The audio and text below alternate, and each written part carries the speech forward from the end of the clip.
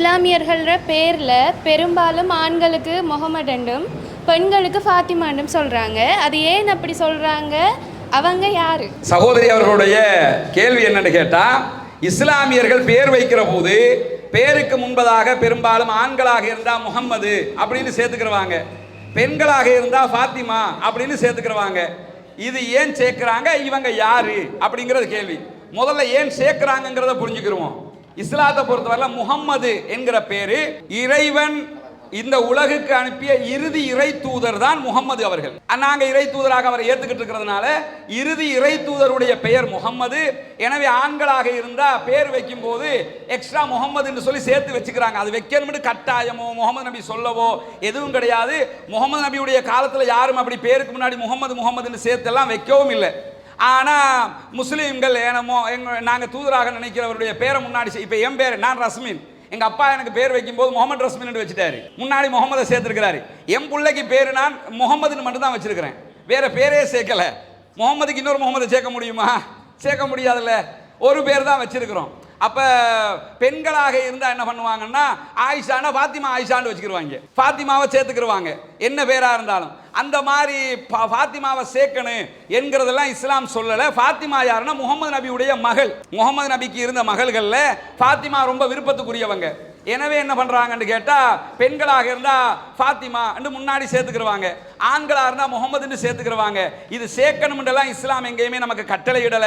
இஸ்லாத்திர கட்டளையில் விருப்பத்துக்காக செய்வது அது சரியா.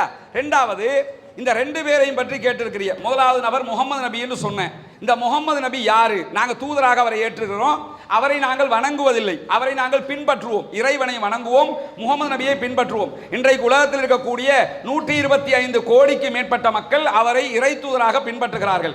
உலகத்தில் எங்கேயுமே முகமது நபிக்கு நீங்க புகைப்படம் பார்க்க முடியாது. முகமது நபிக்கு போட்டோ எங்கேயாவது பார்க்க முடியுமா? நான் பார்க்க முடியாது. முகமது நபிக்கு சிலை வச்சிருக்கிறாங்களான்னா எங்கேயுமே சிலை கிடையாது. இன்னும் சொல்ல போனா, யாராவது முகமது நபியை பாராட்டி ஒரு போட்டோ வரைஞ்சா கூட அதை நாங்கள் ஏற்றுக்கிற மாட்டோம், அவரை அவமதிப்பதாக கருதுவோம். உதாரணமாக அமெரிக்காவில் என்ன முடிவெடுத்தாங்கன்னா, உலகத்தில் மிகப்பெரிய தாக்கம் செலுத்திய 10 நபர்களுக்கு சிலை வைப்பது என்ற ஒரு அமெரிக்க அரசாங்கம் முடிவெடுத்து முகமது நபிக்கும் சேர்த்து சிலை வைப்பதற்கென்று முடிவெடுத்தாங்க. ஒட்டுமொத்த இஸ்லாமிய உலகமுமே கொதிச்சு போயிட்டோம், முகமது நபிக்கு சிலை வச்சிடக்கூடாது, ஏன்னா எங்க மதத்தில் அந்த கான்செப்ட் இல்லைங்கிறதுனால வைக்கக்கூடாது, அவருக்கு சிலையோ புகைப்படமோ எதுவுமே இல்லை. ஆனால் அவருடைய கருத்துக்களை நாங்கள் அத்தனை பேரும் ஏற்றுக்கொண்டிருக்கிறோம். 120 கோடி மக்களும் அதை ஏற்றுக்கொண்டிருக்கிறார்கள்.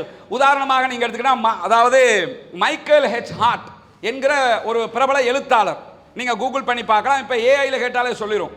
மைக்கேல் ஹெச் ஹார்ட்ங்கிறவர் தி 100 சொல்லி ஒரு புத்தகத்தை எழுதினார். 100 புரட்சியாளர்கள், இந்த உலகத்தில் புரட்சியை உண்டாக்கிய 100 பேர் என்று சொல்லி ஒரு புத்தகம் எழுதினார். அந்த புத்தகத்தில் 100 பேருடைய வரலாறு இருக்கிறது. அந்த அவர் எழுதினவர் கிறிஸ்தவ சகோதரர். மைக்கேல் ஹெச் ஹார்ட் முஸ்லீம் கிடையாது, அவர் இன்னைக்கும் கிறிஸ்தவராக இருக்கக்கூடியவர். அவர் புத்தகத்தை தொகுக்கும் போது என்ன பண்றாருன்னா, முதலாவது நபராக முகமது நபியுடைய வரலாற்றை தான் 100 பேர் வரலாறு எழுதுறாரு. முதலாளாக உலகத்திலே மிகப்பெரும் புரட்சி செய்தவர் என்று முகமது நபியை சேர்க்கிறார். முன்னுரையில் என்ன சொல்லுவார்னா, நான் இதை சேர்ப்பதற்கு முன்பதாக பல தடவைகள் யோசித்தேன். நான் ஏற்றுக்கொண்டிருக்கக்கூடிய ஜீசஸ் இருக்கிறார், ஜீசஸை முன்னாடி கொண்டு வர்றதா, முகமதை கொண்டு வர்றதா, வேறு யாரையும் கொண்டு வர்றதா, இப்படி பலமுறை யோசித்தேன். என்னுடைய மனது இடம் கொடுக்கவில்லை. முகம்மதை போன்று புரட்சியை யாரும் செய்யவில்லை, எனவே முகம்மதை முன்னால் கொண்டு வந்தேன். முதலாவது இடம் முகம்மது அவங்களுக்கு கொடுக்கப்பட்டிருக்கு, இரண்டாவது இடம் ஐசக் நியூட்டனுக்கு கொடுக்கப்பட்டிருக்குது, மூன்றாவது இடம் ஜீசஸுக்கு நினைக்கிறேன். இது 54வது இடம் இஸ்லாமியர்களுடைய இரண்டாவது ஆட்சியாளராக முகமது நபிக்கு பிறகு இருந்த உமர் என்கிறவரும் இடம்பெற்றிருக்கிறார். எதுக்காக இதை சொல்ல வர்றேன் கேட்டா, முகம்மதுன்னா யாருன்னு கேட்டீங்கல்ல, இந்த முகமது நபி அவர்கள் இன்னைக்கு நம்ம நிறைய உரிமைகளை பத்தி பேசிக்கிட்டு இருக்கிறோமா, மனித உரிமை, பெண் உரிமைன்னு பேசிக்கிட்டு இருக்கிறோம். இன்னைக்கு நீங்க நேபாளில் எடுத்துக்கிட்டீங்கன்னா, பெண்களுக்கு மாதவிடாய் நேரத்தில் என்ன பண்ணுவாங்கன்னா, நேபாளில் சில பகுதிகளில் ஒரு குடிசை அமைச்சு வச்சு அதுக்குள்ள போய் இருந்து கேண்டுருவாங்க, தீட்டு அப்படின்ற மாதிரி சொல்லிடுவாங்க. ஆனால் பெண்களுக்கு, இஸ்லாமிய பெண்களுக்கு அந்த மாதிரியான நேரத்தில் தொழுகை கூடாது, தொழக்கூடாது, நோன்பு பிடிக்க கூடாது, மற்ற எல்லா காரியத்தையும் செய்ய முடியும். பெண்களுக்கு கல்வி உரிமையை பற்றி இன்றைக்கு 21ஆம் நூற்றாண்டில் பேசிக்கிட்டு இருக்கிறோம்.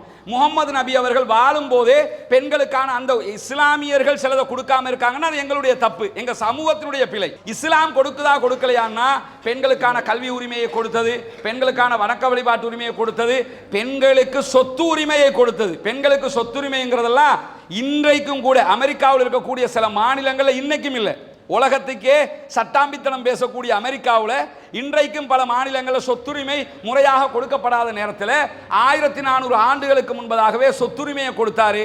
எல்லா உரிமை, குறிப்பாக திருமணம் முடிக்கிற நேரத்தில் அண்ணன் சொல்லிட்டான், அப்பா சொல்லிட்டான், பெரியப்பா சொல்லிட்டான்னு திருமணம் முடிக்க முடியாது. நம்ம அண்மையில் சகோதரர் அர்ச்சுனா கூட அதை பாராளுமன்றத்தில் பொம்பளை பிள்ளை வாப்பா சொன்னா கல்யாணம் கட்டணும், அண்ணன் சொன்னா கல்யாணம் கட்டணும்னு சொன்னாரா இல்லையா? அது 100% பிழை. அவருக்கு இஸ்லாத்தை தெரியவும் இல்லை, எங்களுடைய கலாச்சாரம் தெரியவும் இல்லை.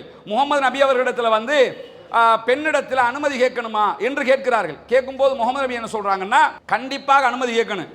பொம்பளை பிள்ளைக்கு பிடிக்கலன்னு சொன்னா அந்த திருமணம் ரத்து செய்யப்பட்டு விடும் அப்படிங்கிறாங்க. எனவே பெண்களுக்கு திருமணம் முடிக்கிறதா இருந்தாலும் எல்லாவற்றுக்கும் அவர் உரிமையை கொடுத்தார், ஆட்சி அதிகாரத்தை கற்றுக் கொடுத்தார். இப்படி ஒரு மாபெரும் புரட்சியை செய்த காரணத்தினால முகமது நபி அவர்களை நாங்கள் இன்றைக்கும் உலகம் முழுவதும் போற்றப்படக்கூடிய ஒருவராக இருக்கிறார். நாங்கள் இறுதி இறை தூதராக ஏற்றுக்கொண்டிருக்கிறோம். அவரை பற்றி எழுதப்பட்ட பல புத்தகங்கள் இருக்கிறது. உதாரணமாக ஐயா பல கருப்பையா அவர்கள் எழுதிய ஒரு புத்தகம் வெளியாகி இருக்கிறது. ஃப்ரீயா இருந்தா கிடைக்குமாக இருந்தா கட்டாயம் எடுத்து படியுங்க. அல்லாஹ் உருவாக்கிய அற்புத சமூகம் என்று சொல்லி ஒரு புத்தகத்தை எழுதியிருக்க. பல கருப்பையாவை நீங்க யாருன்னு புரிஞ்சுக்கிறமா இருந்தா பிரபல அரசியல்வாதி, மிகச்சிறந்த ஒரு அரசியல்வாதியும் கூட தமிழகத்தில் அவர் ஒரு புத்தகம் எழுதியிருக்கிறார். அதுல முகமது நபி அவர்களை நான் எப்படி பார்க்கிறேன் என்பதை அற்புதமாக சொல்லியிருப்பார். இப்படிப்பட்ட ஒருவரை நாங்கள் தூதராக ஏற்றுக்கொண்டிருக்கோம். அந்த முகமது என்கிற பெயரைத்தான் ஆண்கள் முன்னாடி போட்டுக்கிறாங்க. பின்னாடி போடக்கூடிய பெண்கள் முன்னாடி போடக்கூடிய ஃபாத்திமா என்கிறத பொறுத்தவரையில அவங்க முகமது நபியினுடைய ஆசை மகள், அன்பு மகள் ஃபாத்திமா. ஃபாத்திமாவுக்கும் முகமது நபிக்கும் எந்த டிஃபரெண்ட்டும் இருக்காது. ஆண் பெண்ணுங்கிற டிஃபரெண்ட் மட்டும்தான் இருக்கும் என்று நாங்கள் நபிமொழிகளில் பார்க்குறோம். ஃபாத்திமா நடந்து வந்தா முகமது நபியே நடந்து வர்ற மாதிரி இருக்கும். அப்பா மாதிரியே புள்ள இருப்பாங்கன்னு இருக்கும்ல, அச்சு அசலா ஜெராக்ஸ் எடுத்த மாதிரி இருக்கும், போட்டோ காப்பி எடுத்த மாதிரி இருக்கும். அந்த மாதிரி இருக்கக்கூடிய ஒருவங்க.